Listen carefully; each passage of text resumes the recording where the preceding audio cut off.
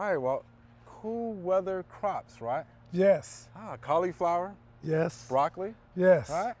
All the good stuff. All the good stuff. Cabbage, my favorite. Cabbage? Yes. I like cabbage. Yes. Right. And you know, Chris, the wonderful thing about these crops, the brassicas, Okay. is that they can take cold temperatures.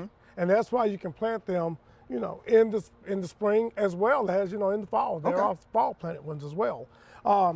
And, you know, when you look at brassicas, over 50% of the leafy crops that's consumed in the world come from that family. How about that? Yes. It's a pretty good percentage. It's pretty good. Yeah. And, you know, they also a crop that don't really have a whole lot of issues. Good. They grow well in all types of conditions. They can take soils that are high in clay. They can take soils that are high in sand, and of course anything in between. So it's really a good crop for gardeners to grow, particularly beginning gardeners, because they're going to pretty much have success growing them if they follow the date. And that's what you want them to have, right? Yes, you want them to have success, and you want them to succeed, right? That's right. Right. That's right. The harvest. Okay. Yes. Cool. All right. So how do we go about planting our brassicas? All right. What do we need to know about the soil? You know, getting the soil ready. Sure.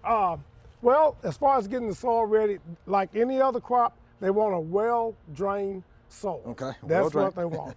Also, they like to have what I would call a pre-plant fertilizer, something like 6-12-12 to go with them, because they just tend to do better when they have that little boost of fertilization there to get started with. That's been successful for me. Now other people may, you know, say something different, but that works for me. Also, I kind of like to, if I'm planting them in a field, I kind of like to have them ridged up a little bit, you know, and plant, you know, within the ridge, but in, you know, a raised bed here, you know, we can work around that. That's no problem to get started on that. Okay. So I would like to show one thing about these plants is that I want people to kind of remember, if you're planting them in the garden, I want you to remember 36-15. 36-15. Yes, 36-inch row, width between rows, and 15 inches apart.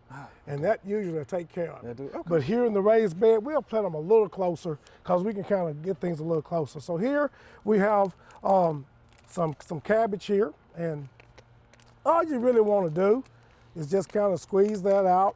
And I would like to make a comment here on this. Notice how beautiful these roots are. Nice root system. Nice and white. That's what you want when you buy any kind of transplant. So you look at it, that's really nice. And I like to kind of tickle that a little bit, you know, to kind of get that going. And what I'll do, I just simply dig a spot here. And I usually plant mine, I go about maybe 2 inches, maybe 3 inches deep. And then I just kind of rake around it. Okay. And that usually works pretty good. And I do kind of push it up a little bit when I put it on a raised bed so that they can have that little, you know, flow, the drainage there. I'll plant another one here as well. Then we go. Now while you're doing that, so we do have some plants that have some, you know, stems that are broken and anything like that. What do we need to do? We need to pinch that off, or? Yes, you can pinch them off, and that'll work good. Okay. But basically, they'll do okay, but I just usually break them on off. I just break them on off? Yes, and they're fine. Again, here we go again. Let me get here. And again, I kind of pull it up a little bit so that it can have some drainage. Now, we also have some cauliflower. Okay, here. Cauliflower. Yes, and I mean, cauliflower is just, again, one of my favorites. And the same thing, we're gonna go about, in this bed, I'm gonna go about 12 inches apart, put it down about 3 inches, and there we go. Again, just kind of make that little ridge you were lift talking that up about. A little bit, okay. Get that good drainage. Let's see, here's my cauliflower. Good root systems on those as well, Good root system. Right. I mean, that's really what good you. there. Yeah, it is. I mean, that's what you want. And like I said, they can take any kind of soil condition pretty much. Let me get this one straight a little bit. Okay. Straighten that one up a little bit. Now, would you plant your broccoli the same way? Plant broccoli the same way. collards, because some people will plant the collards this way, because they actually do plant them in where they get bunches instead of broadcasting. Okay. Now, there are some people who plant radishes. And radishes, what I like to do with them, again, about a 36-inch row. And I like to plant my radish seeds, because I direct seed plant those. Go about maybe an inch deep, maybe not that far, maybe a half inch, and cover up, and they'll be fine. Planted about 3 inches apart. Okay. Now, in also dealing with these, you have the green crops as well, and your turnip greens, your mustard greens, spinach. I tend to broadcast mine. That's how I sow them. In other words, I sow them. So when do we need to plant our cool season vegetables? Well, you'll want to plant your broccoli, your cauliflower, and your cabbage 30 days before your last frost. Okay. So how long before we get to harvest? Okay. With our cabbage and well, probably cauliflower. I would say you're probably looking at easily a good 60 days or so. Okay. You know, hey, you can't beat that. Have a cabbage in 60 days. I'll take that anytime.